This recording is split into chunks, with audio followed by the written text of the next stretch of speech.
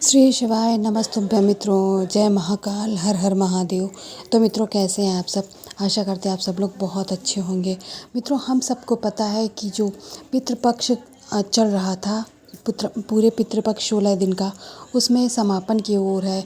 और अब हम बात करेंगे कि अमावस्या तिथि कब पड़ रही है, 20 या फिर 21 सितंबर किस दिन है। इन सभी तिथि की हम सभी लोग बात करेंगे इस वीडियो में। जानेंगे कि हम अपने पितरों को प्रसन्न करने के लिए आखिर कौन से सबसे सरल उपायों को कर सकते हैं। तो इन सभी को जानने के लिए आप लोगों को मेरे साथ वीडियो में लास्ट तक बने रहना होगा। सबसे पहले ही सवाल का जवाब यहाँ पर हम लोग लेते हैं कि आखिर अमावस्या तिथि है कब, क्योंकि 20 और 21 दो तिथियाँ हमारे मस्तिष्क में हैं जिन पर हमें विचार करना पड़ेगा। ठीक है, यहाँ पर जो इमेज मैंने लगाई है ये गूगल की इमेज है। मित्रों, आप सभी लोग के फ़ोन में जो पंचांग होता है वो आप अपने हिसाब से अपने फ़ोन में भी देख लीजिए। और यदि कोई पंडित जी आपके घर के आसपास है, ब्राह्मण जी, आप उनसे भी पूछ सकते हैं कि आखिर जो अमावस्या तिथि पड़ी वो किस दिन है।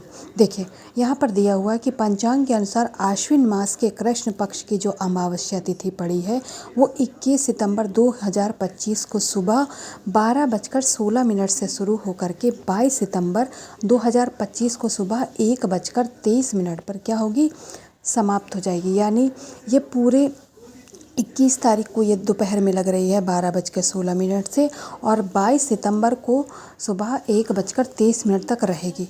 अब मन में सभी के संशय बना होगा कि आखिर हम 21 सितंबर को रखें, जो अमावस्या है उसको मनाएं, उपाय करें, या 22 सितंबर को करें, क्योंकि दोनों ही दिन या आधे आधे दिन ही रह रही है ना मित्रों। 21 को भी या 12:16 से शुरू होगी, है ना, और 22 सितंबर को यह सुबह 1:23 तक रहेगी। तो पंचांग के अनुसार और कुछ गुरु जनों ने भी, आदरणीय पंडित जी ने भी यही निश्चित किया है कि 21 सितंबर को ही अमावस्या तिथि पड़ रही है। यानी अमावस्या की जो तिथि है, अमावस जो हम मनाएंगे वो 21 सितंबर को ही मनाई जाएगी। आप लोग जो उपाय करेंगे वो भी 21 को ही बनाएंगे। ठीक है। अब मित्रों, हमारे मन में एक प्रश्न और चल रहा होगा कि उस दिन ग्रहण भी पड़ रहा है, तो क्या हम उपाय कर सकते हैं? देखिए मित्रों, इस बार जो ग्रहण पड़ने वाला है वो उसका प्रभाव हमारे भारत में नहीं पड़ेगा, क्योंकि यह ग्रहण ही भारत में नहीं दिखाई पड़ेगा। जब हमारे यहाँ दिखाई नहीं पड़ेगा तो उसका प्रभाव कैसे पड़ेगा? तो ऐसे में आप लोग ग्रहण के लिए चिंता मत कीजिए। आप जो भी उपाय करने वाले हैं अपने पितरों के दोष को निवारण के लिए, अपने पितरों को प्रसन्न करने के लिए, आप उन उपायों को करिए। बेझिझक निश्चिंत होकर करिए, आपको कोई भी परेशानी नहीं होने वाली है। ठीक है मित्रों, तो अब मैं आशा करती हूँ कि आप लोग समझ गए होंगे कि आखिर अमावस्या तिथि है किस दिन और हम किस दिन अमावस्या को मनाएंगे, यानी अपने उपायों को करेंगे। चलिए, अब इसकी बात समझ गए तो चलिए अब 1 2 3 उपायों की बात कर लेते हैं, जिसमें सबसे पहला ही उपाय है हम अपने पितरों के दोष को दूर कैसे करेंगे। क्योंकि जब हमारे पितृ नाराज़ हो जाते हैं तो पितृ दोष लगना तो तय है।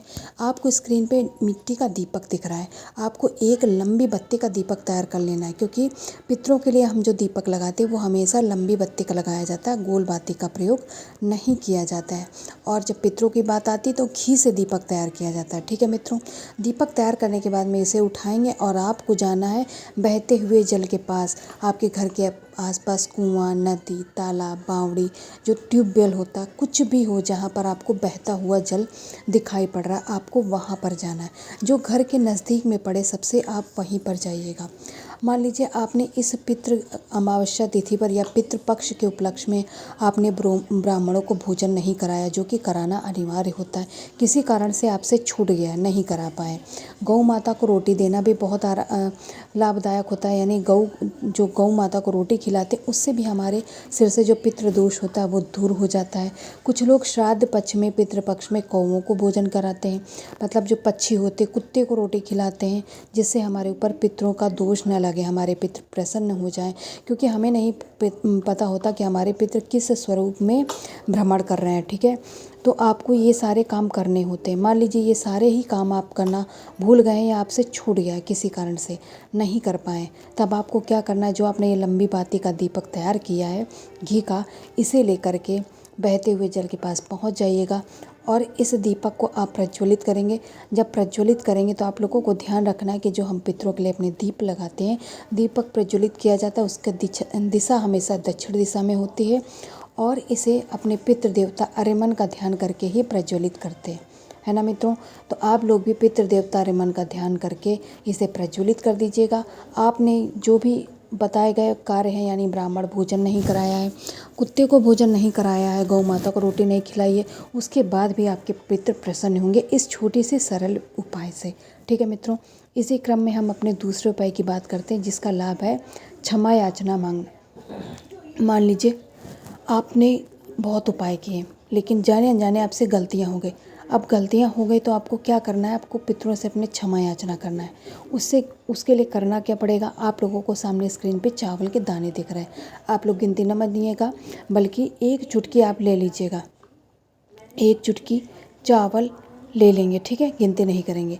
इसके बाद में आपको लेना है गंगा जल, क्योंकि हम अपने पितरों से माफ़ी मांगने वाले हैं उन गलतियों के लिए जिन गलतियों को आपको ध्यान में नहीं, अगर ध्यान भी है तब भी और नहीं भी है तब भी आपको इससे करने से क्या होता है, अगर हमसे गलतियां हो जाती हैं, हमें किसी कारण से स्मरण नहीं है, तो उसके लिए भी हमारे पितर हमें क्षमा कर देते हैं। ठीक है।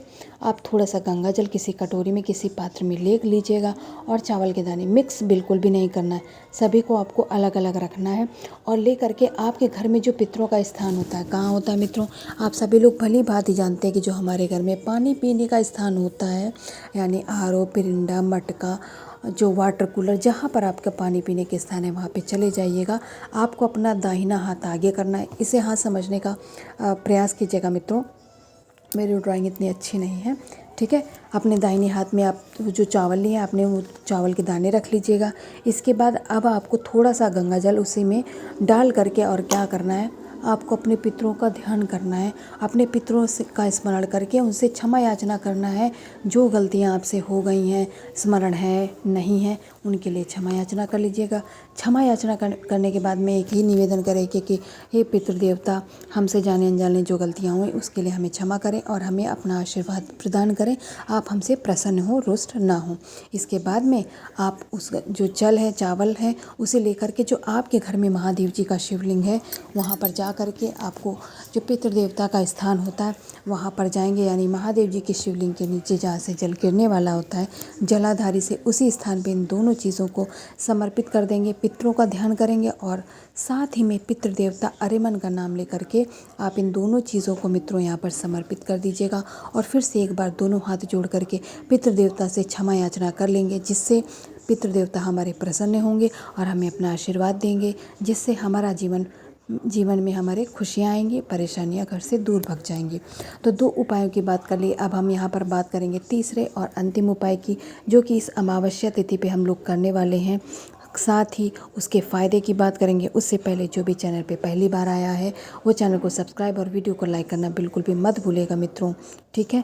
तो चलिए पहले तीसरे उपाय के लाभ की बात करते हैं। आखिर लाभ क्या है, इस उपाय को करने से पितृदोष जो लगा हुआ होता है उसे दूर करने का हमें फिर से एक बार मौका मिलता है इस उपाय के माध्यम से। इसके लिए क्या करना है मित्रों, आपको लेनी है एक बेलपत्र। बेलपत्र कहीं से कटी फकी और खंडित नहीं होनी चाहिए, इस बात का आप लोग ध्यान रखेंगे। इसके बाद में आपको क्या करना है, एक बेलपत्र लेने के बाद में आपको लेना पड़ेगा चावल।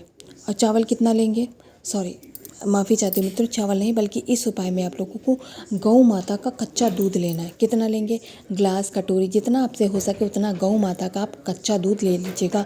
पूज्य गुरु जी ने कहा कि ये इतना अद्भुत उपाय है, इस उपाय को करने से पितरों के, आपके पितर मान लीजिए रुष्ट हो गए, उनके रुष्ट होने से आपके ऊपर कर्जा भी हो गया होगा तो भी दूर हो जाएगा। ठीक है मित्रों। इन दोनों चीज़ों को लेकर के आप सभी लोग पहुंच जाएंगे कहाँ, महादेव जी की शिवलिंग के पास में। और वहाँ पहुँच करके सबसे पहले आप इस बेलपत्र को महादेव जी की शिवलिंग के ऊपर समर्पित करेंगे, लेकिन ध्यान रखिएगा आखिर आपको दूध समर्पित किस तरीके से करना है। ठीक है। क्योंकि इसमें मेन जो कार्य है दूध को समर्पित करने का ही है, सिंपल से बेलपत्र नहीं चढ़ाएंगे मित्रों। बेलपत्र की जो बड़ी वाली पत्ती के बाद से जहाँ से दोनों छोटी वाली पत्तियाँ जुड़ी हुई होती हैं, ठीक है, ध्यान से सुनिएगा मित्रों, जो जहाँ से दोनों छोटी पत्तियाँ जुड़ी हुई होती हैं उन्हीं दोनों छोटी वाली पत्तियों में आपको केवल गौ माता के दूध को समर्पित करना है। ध्यान रखिएगा मित्रों, अगर आपको मान लीजिए आपके पास दूध ज़्यादा नहीं मिल पाया है तो आप एक एक बिंदी दोनों पत्तियों पे लगा दीजिएगा। इतना करने से आपके जो पितृ पूरे श्राद्ध पक्ष में आपने अपने पितरों का स्मरण नहीं किया, ध्यान नहीं किया, कोई उपाय नहीं किया, इससे कोई परेशानी नहीं, कोई फ़र्क नहीं पड़ता। मात्र इस एक उपाय को करने से आप अगर एक एक बिंदी भी गौ माता के दूध की लगा देते हैं पितृदेवता आर्यमान का नाम लेकर के, इस एक उपाय से आपके पितृ प्रसन्न होंगे। उनके जो रुष्ट होने से दोष लगा था वो दोष दूर हो जाएगा और आपके पितृ प्रसन्न होंगे, अपना आशीर्वाद आप लोगों को प्रदान करेंगे। तो मित्रों, यहाँ पर हम लोगों ने तीनों उपायों को जान लिया और यह भी जान लिया कि आखिर अमावस्या तिथि कब है। तो आप सभी लोग अपने घरों पे इन उपायों को करिएगा। महादेव जी की कृपा से आपका जीवन खुशियों से भर जाएगा। श्री शिवाय नमस्तुभ्यम।